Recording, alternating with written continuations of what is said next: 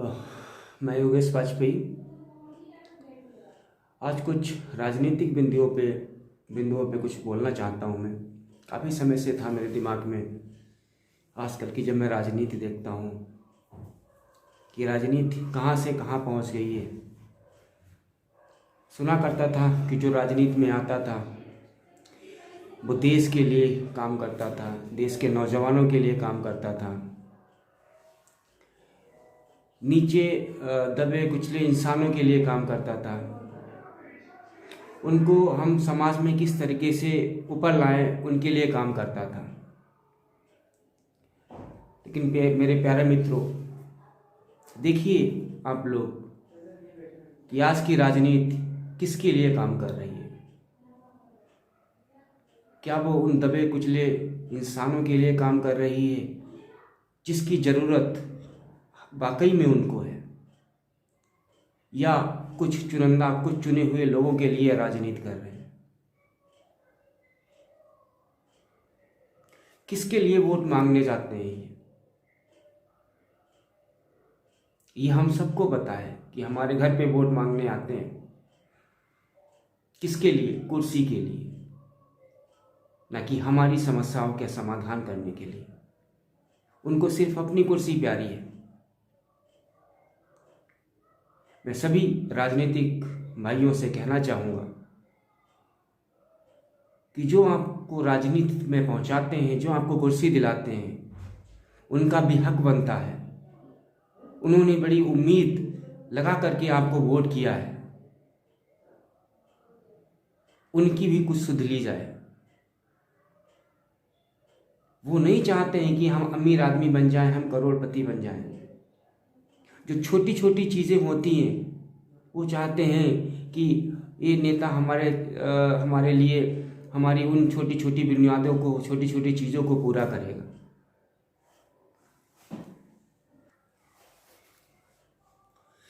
आज मैं किसी पार्टी या किसी व्यक्ति विशेष के लिए बात नहीं करना चाहता हूँ। मैं बात करना चाहता हूँ जरूरी सुविधाओं की, जो आम लोगों तक पहुंचनी चाहिए। जो आम लोग उन समस्याओं को महसूस कर रहे हैं। ऐसा नहीं है कि वो समस्याएं राजनेताओं तक नहीं हैं। वो सब हर समस्या समझते हैं, लेकिन दूर करने की कोशिश नहीं करते। मेरा सभी राजनेताओं से, जो इस समय अपने आप को सत्ता में लाने के लिए गली गली दौड़ रहे हैं, क्या चुनाव होने के बाद में भी वो इतनी ही मेहनत दिखाते हैं? आज उनके चाचा हैं, फूफा हैं, मामा हैं, ताऊ हैं, भाई हैं, बहन हैं, माताजी हैं, जाएंगे, पैर छुएंगे, बस किसी तरीके से हमको जिता दो। उसके साथ बाद वही 5 साल, वही लोग 5 साल ढूंढे नहीं मिलते हैं। अगर कोई आप एप्लीकेशन लेकर के जाते हैं तो उस एप्लीकेशन पे साइन करने के लिए वो आपको 10 चक्कर लगवाते हैं। इसके लिए चुना था। तो मैं तो कहता हूं सभी हमारे भाइयों से, अगर ऐसा नेता आपके घर पे वोट मांगने आए और जिसने आपको चक्कर लगवाए हो, तो सबसे पहले उससे वो हिसाब लीजिए। उससे भी बोलिए आप हमारे घर पे 10 बार आएंगे, तब हम उसके बाद सोचेंगे कि हम आपको वोट दें या ना दें। 5 साल ये नेता दिखाई नहीं देते। दिल्ली, लखनऊ, मुंबई, बनारस, ये वहां बैठे रहते हैं, ऐश करते रहते हैं, अपनी जिंदगी जीते हैं आम नागरिक के पैसे से, आम नागरिक के टैक्स के पैसे से। इन नेताओं के ऊपर महंगाई का कोई असर नहीं पड़ता। कितनी भी महंगाई हो जाए, महंगाई का असर पड़ता है हम आम जनता पे, जो 2 वक्त अपने परिवार के लिए 2 वक्त की रोटी के लिए मेहनत करता रहता है, ताकि हमारा बच्चे को जो नॉर्मल चीज़ें हैं वो मिल सके उनको।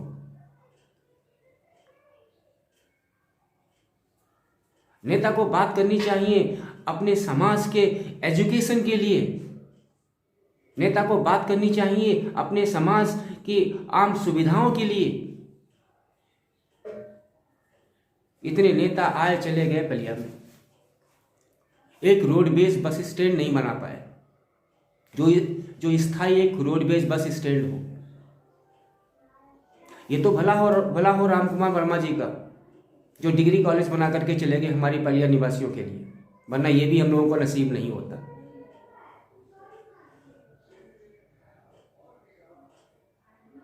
तो हम जनता को जागरूक होना है। मैं कहता हूं वोट दीजिए, वोट देना हमारा कर्तव्य है और वोट हम देंगे, लेकिन अपनी बात रख करके वोट दीजिए कि नेताजी मुझे ये चाहिए, हम आपको वोट देंगे, हम आपको वोट देते आ रहे हैं, लेकिन हमारी ये सुविधाएं हमको चाहिए, हमारे समाज में इन सब चीज़ों की ज़रूरत है, ये हमको चाहिए। मैलानी से आप बलिया आइए,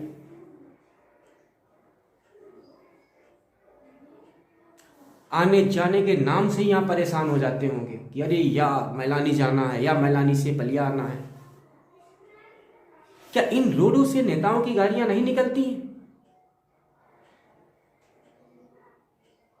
क्या वो लोग नहीं समझते हैं कि जिसको डेली अप डाउन करना है यहाँ से कितना फर्क पड़ता होगा, कितने एक्सीडेंट होते होंगे? एक तो डीजल पेट्रोल महंगा है, ऊपर से गाड़ी में कुछ खराबी आ जाती है तो उसको भी बनवाओ। आप शारदा ब्रिज के पास जाकर के देखिए, इतने बड़े बड़े गड्ढे हैं रोड में, इतने बड़े बड़े गड्ढे हैं जिसमें पूरी की पूरी गाड़ी समा जाएगी। बाई चांस कोहरे का समय है, बाई चांस कोई गाड़ी वाला आ रहा है, फैमिली उसमें बैठी हुई है, खुदान खास्ता उनका नहीं ध्यान जाता है और गाड़ी उधर की तरफ टर्न हो जाती है। सोचिए जरा क्या होगा उस परिवार के ऊपर। और हुआ भी है, किसी नेता ने इसके ऊपर ध्यान दिया? क्या हम इनको इसीलिए चुनते हैं? नेता आते हैं हमारे घर पे, हम चाय पानी की व्यवस्था करते, वाह वाह वाह वाह, हमारे यहाँ नेताजी आ गए, हमारे यहाँ विधायक जी आ गए, हमारे यहाँ सांसद जी आ गए, हम खुश, हम बहुत खुश। उनके साथ में फोटो खिंचवा लिए, वाह क्या बात है, हम बहुत खुश। हमारे घर तक आने के लिए खड़ंजा भी नहीं है, बताइए। हमारे छोटे छोटे बच्चे साइकिल भी नहीं चला सकते उस खड़ंजों के ऊपर।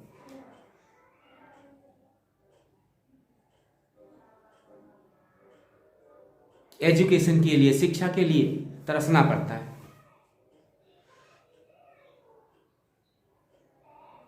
कैसे हम अपने बच्चों को आगे बढ़ाएंगे? हम सबने सोच रखा है कि जो समस्याएं हमारे सामने आई हैं, जो समस्याएं हमने महसूस की हैं, हम वो समस्याएं अपने बच्चों को नहीं झेलने देंगे। लेकिन कैसे? हम तो वहीं के वहीं पे हैं। हमारा जो रोजगार चल रहा था इस लॉकडाउन में वो भी कम हो गया हम सबका। कैसे उनको पूरा कर पाएंगे हम?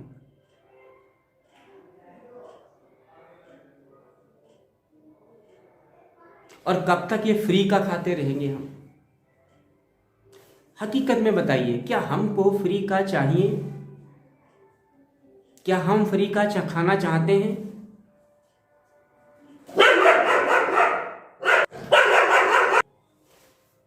हमको नहीं चाहिए फ्री का, हमें चाहिए रोजगार, ताकि हम अपने हाथों से मेहनत करके अपने बच्चों का, अपने परिवार को खिला सकें। फ्री का बांटना बंद करिए साहब। आज मैं देखता हूँ कोई भी पार्टी आती है, हम ये फ्री में दे देंगे, हम वो फ्री में दे देंगे, हम लाइट फ्री में दे देंगे, सब कुछ फ्री दे देंगे, सब कुछ फ्री। तो हम लोग क्या करेंगे? हम लोग जाहिल हो जाएंगे, जाहिल होकर के बैठेंगे, काम धाम नहीं करेंगे हम लोग, गुलाम बनाना चाहते हैं पूरी तरीके से हम लोगों को आप।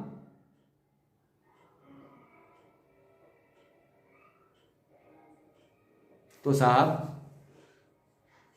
रोजगार सृजित कीजिए, रोजगार दीजिए,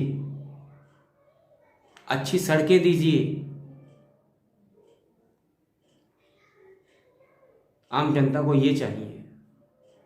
और मैं पब्लिक से भी एक विनती करता हूँ हाथ जोड़ करके कि फालतू की ये वाहवाही करना बंद करें।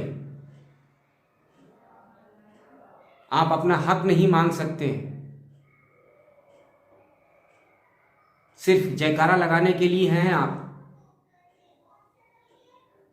और साथ में फोटो खिंचाने के लिए।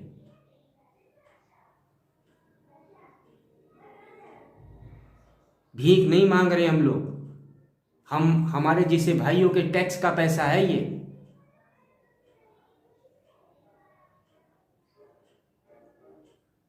उनसे, उस पैसे से हम सुविधाएं मांगते हैं।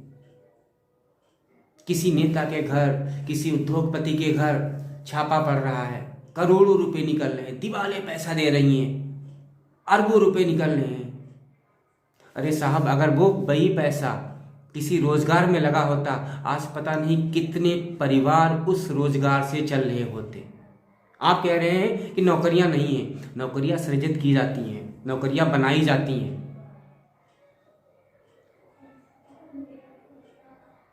जो पैसा मिलता है आपको, जो पैसा आपने पकड़ा है, उस पैसे को तुरंत आप रोजगार में लगाइए, उससे रोजगार सृजित होगा। उस रोजगार से पता नहीं कितने बेरोजगार लोगों को रोजगार मिलेगा, बेरोजगारी खत्म होगी। खाली ढपली पीटने से, कहने से, एजेंडे में ले आने से कि हम 20 लाख लोगों को नौकरियां देंगे, हम 50 लाख लोगों को नौकरियां देंगे, ऐसे कहने से काम नहीं चलेगा साहब।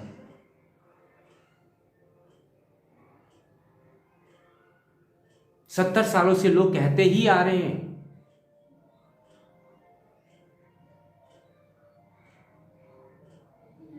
ये लुभावने वादे कुछ हद तक लोग तो समझ जाएंगे, लेकिन कुछ हद तक नहीं समझेंगे।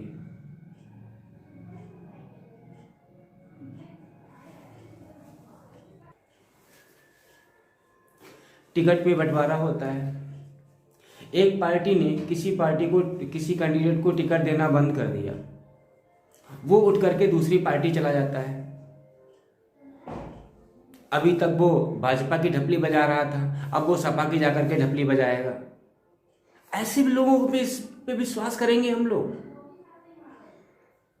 जो उनका नहीं हुआ, जिनके साथ में उन्होंने काम किया, जिसको लगा कि अब हमको यहां से टिकट नहीं मिलने वाला है, वो जाकर के दूसरी पार्टी में ज्वाइन कर लिए।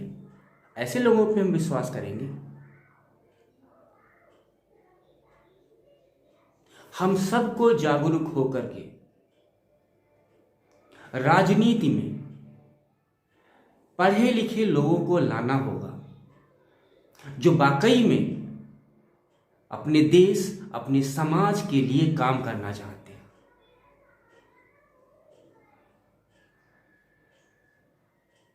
मेरे भाइयों और बहनों, तभी इस देश का कुछ हो सकता है, वरना इसी तरीके से हम लोग भी पिसते रहेंगे, स्ट्रगल करते रहेंगे, और आने वाले समय में हमारे बच्चे स्ट्रगल करेंगे। बहुत सारे हमारे गार्जियंस बच्चों को विदेश क्यों भेजते हैं? वो कहते हैं कि यहाँ भैया बहुत स्ट्रगल है, हमारे बच्चों को पढ़ाई लिखाई करने में इतना समय लग जाएगा। हम विदेश भेज रहे हैं, वहां जाकर के वो कुछ समय पढ़ाई करेगा, उसके बाद में उसको जॉब मिल जाएगी, उसकी लाइफ स्टाइल अच्छी हो जाएगी। तो वो लाइफ स्टाइल हमारे यहाँ क्यों नहीं? उसका सिर्फ और सिर्फ रीजन है कि जो पैसा है, जो टैक्स पेयर का पैसा है, वो अच्छे कामों में लग ही नहीं रहा है।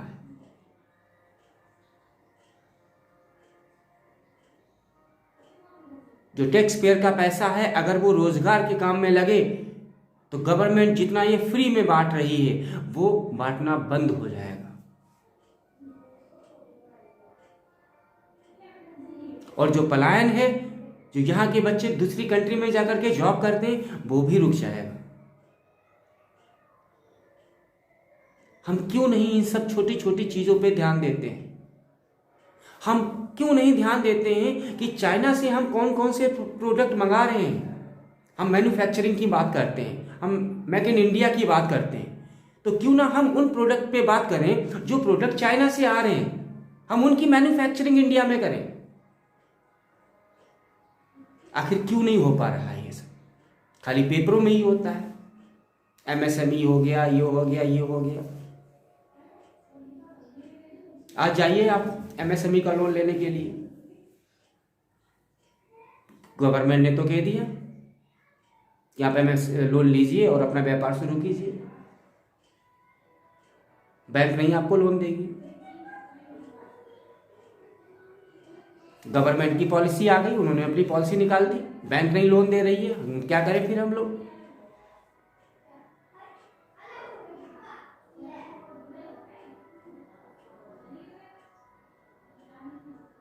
तो मेरे भाइयों, टाइम आ गया है, अब वोट ही डालने हैं। जिसको वोट डालना है उसको वोट डालिए, लेकिन एक बार उससे पूछिए जरूर कि आप आने वाले समय में मेरे लिए क्या करेंगे, हमारे समाज के लिए क्या करेंगे। ये हमारी टूटी हुई रोड है, क्या यहाँ पे आप कुछ काम करवाएंगे? खुटार से जब हम पलिया आते हैं, पूरा रास्ता खराब है, क्या आप उसके लिए कुछ सोचा है, कुछ करवाएंगे? हमारे नगर पालिका में रोडवेज का बस स्टैंड नहीं है, क्या आप उसको बनवाएंगे?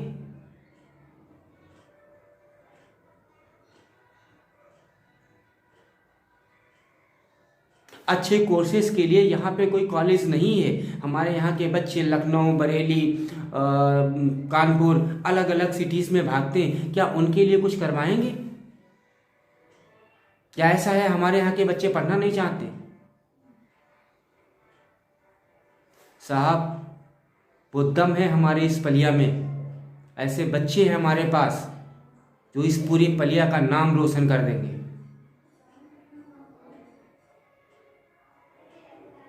मैं अगर अभी आप लोगों को बताने बैठूं, उनकी परमिशन नहीं है। अभी लगभग 8 से 10 लोग ऐसे हैं जो अभी रिसेंटली अपॉइंट हुए हैं, जिनकी सैलरी पैकेज 30 लाख से अबव है एनुअल।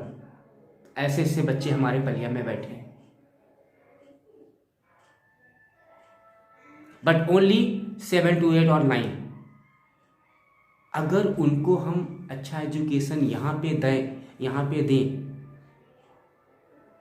तो और भी संख्या निकल के आएगी बच्चों की। आप क्यों नहीं एजुकेशन के बारे में सोचते हैं, जबकि सब कुछ एजुकेशन ही है। शिक्षा के बिना कुछ नहीं है, सब कुछ अधूरा है। क्यों नहीं उसके ऊपर फोकस किया जा रहा है?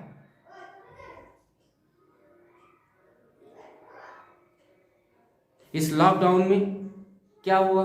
सारी चीजें तो व्यवस्थित चलती रहीं। किसको प्रॉब्लम हुई? बच्चों को। किसको प्रॉब्लम हुई? स्कूल चलाने वाले मालिकों को। किसको प्रॉब्लम हुई? टीचर्स को। क्या कोई नेता पता करने आया? क्या किसी नेता ने बच्चे से आकर के पूछा कि बेटा तुम्हारे पढ़ाई में डिस्टरबेंस हुई है, कि उसके लिए क्या सलूशन है, हम लोग उसके लिए क्या कर सकते हैं?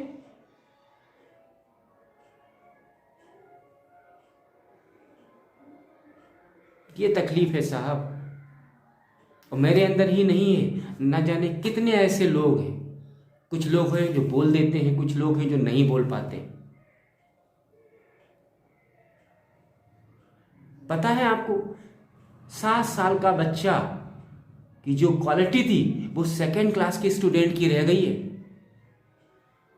उसकी रीडिंग कैपेसिटी 7th क्लास के स्टूडेंट की रीडिंग कैपेसिटी 2nd क्लास की भी नहीं रह गई, एक तरीके से कहा जाए। क्या होगा इस जनरेशन का? सब तो आपने खोल दिया। रैलियों पे रैला निकल रहा है, कोई कोरोना नहीं।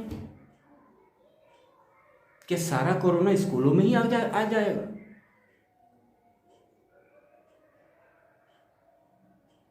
क्यों उनकी जिंदगी के साथ खिलवाड़ कर रहे हैं आप नेता लोग?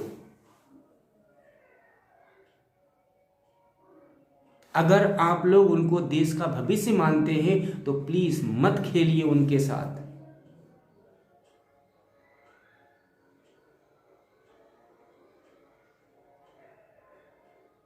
और आम लोगों से मेरी अपील है कि जब तक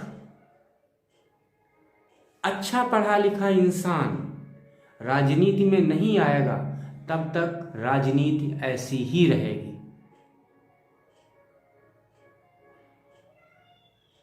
अपने आस पड़ोस के कैंडिडेट को ढूंढिए, तैयार कीजिए उसको, टीम बनाइए, हम सब लोग लगेंगे उसमें। चुनाव में आए वो, कोई बात नहीं, हार जीत लगी रहती है, कोई बात नहीं, टीम बनेगी हमारी, टीम संगठित होगी हमारी। आज नहीं कल हम जीतेंगे, और जब जीतेंगे तब हम अपने क्षेत्र का विकास करेंगे।